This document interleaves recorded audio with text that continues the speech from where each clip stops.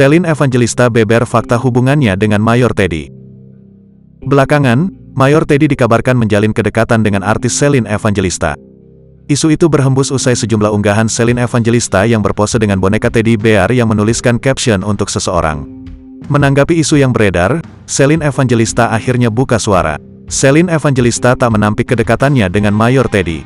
Namun, diakuinya hingga saat ini belum menjalin hubungan dengan ajudan Prabowo. Meski begitu, Celine mengaku merasa nyaman dan bahagia dekat dengan Mayor Teddy.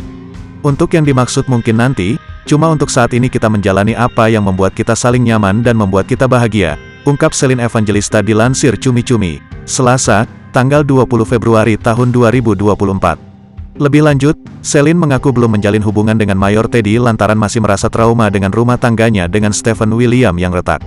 Karena untuk sembuh dari yang kemarin-kemarin mungkin butuh waktu, anak-anak juga butuh waktu jadi untuk sesuatu hal. Kita kan gak tahu sekarang dekat dengan siapa, tidak menutup hati dan tidak menutup kemungkinan semua jodoh di tangan Tuhan, kita manusia hanya menjalani aja, jelas Celine.